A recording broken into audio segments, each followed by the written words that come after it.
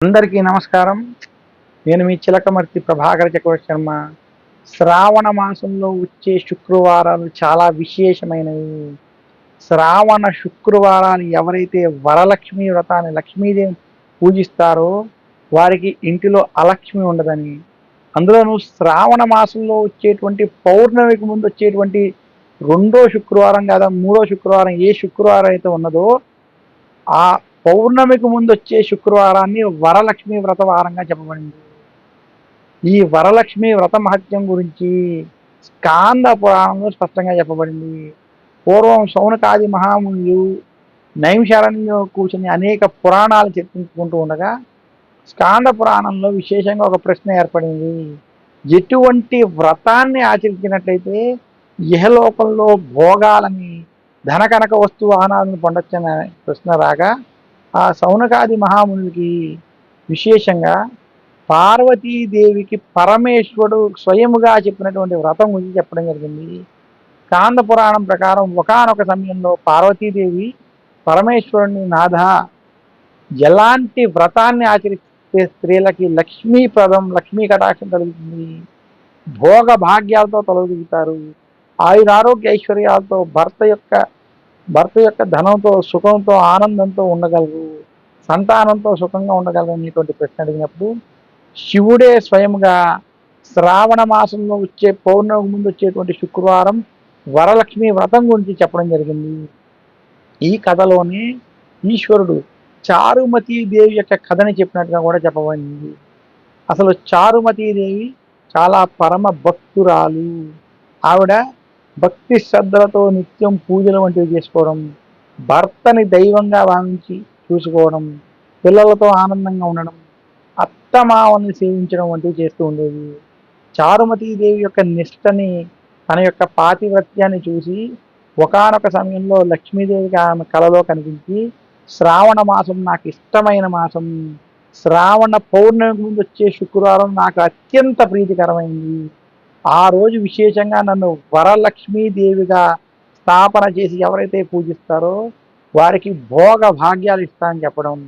ఆమె వెంటనే తేరుకుని ఈ కళని అత్తమామలకి, తల్లిదండ్రులకి, భర్తకి అందరికీ తెలియజేయడం, అలాగే ఆ ఇంటి పక్కన్నటువంటి వారికి, స్నేహితులకి, బంధువులకి, ఆ ఊరిలో ఉన్నందరి వారికి చెప్పి శ్రావణ పౌర్ణమికి ముందు వచ్చినటువంటి శుక్రవారం రోజు అందరినీ ఆ వ్రతానికి ఆ ఇంటికి రమ్మని పిలిచింది. అలా పిలిచి ఇంటిలో అమ్మవారు చెప్పినటువంటి విధంగానే వ్రతాన్ని చేయడంతో ఆ రోజు ఇల్లంతా కూడా బంగారమయం అయిపోవడం.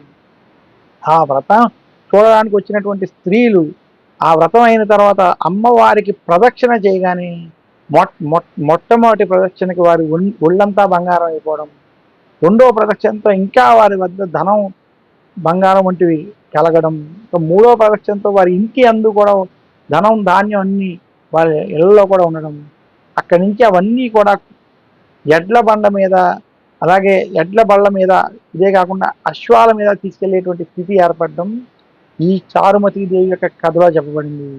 అసలు ఈ కథలో ఉన్న మూలం మనం గమనించినట్లయితే చారుమతీ దేవికి మాత్రమే లక్ష్మీదేవి అనుగ్రహం కలలో కనబడడం, కానీ చారుమతీదేవి లక్ష్మీదేవిని తన స్వార్థం కోసం, తన సుఖం కోసం చూసుకోకుండా తన కుటుంబానికి, బంధువులకి, ఆ ఊరిలో ఉన్నటువంటి మిత్రులకి, ఊరంతటికీ కూడా ఈ వ్రత విశేషాన్ని చెప్పి మనందరికీ కూడా ఈ కథ తెలిసేటట్టు ఆవిడ చేయడం, ఆమె చేసినటువంటి వ్రత విధానం చేత అందరికీ ధాన్యాలు కలగడం చేత మనం ఇతరుల కోసం జీవించాలి, మనం భర్తని దైవంగా భావించాలి, అలాగే తల్లిదండ్రుల్ని, అత్తమామల్ని కూడా చాలా సుఖంగా చూసుకోవాలి, సంతానాన్ని జాగ్రత్తగా పెంచాలి, సమాజం కోసం ఏదో ఒకటి మనం చెయ్యాలనేటువంటి సంకల్పంతో చారుమతీదేవి ఏ రకంగా తన జీవితాన్ని కొనసాగించిందో మనము అదే విధంగా జీవితాన్ని కొనసాగించి అలాగే లక్ష్మీదేవిని మనం నమ్ముకుంటే మనకి అలక్ష్మి ఉండదు.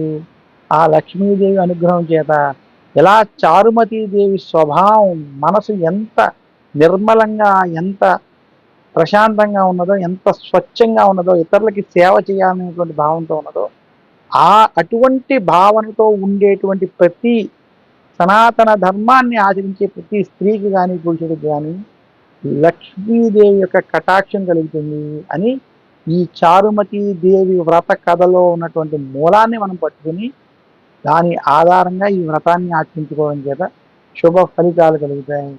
ఈరోజు ఈ విధంగా లక్ష్మీదేవిని పూజించి ఇంటికి వచ్చిన ప్రతి స్త్రీని అమ్మవారు వచ్చినట్టుగానే భావించి వారికి పాదాలకి పసుపు వంటివి రాసి వారికి వాయనాలు వంటివి ఇచ్చి ఆ రోజు విశేషంగా ఈ చారుమతీ దేవి కథని చెప్పుకున్నట్లయితే వారికి లక్ష్మీదేవి యొక్క అనుగ్రహం కలుగుతుందని తెలియజేస్తున్నాను. నమస్కారం. మీ చిలకమర్తి ప్రభాకర్ చక్రవర్తి శర్మ.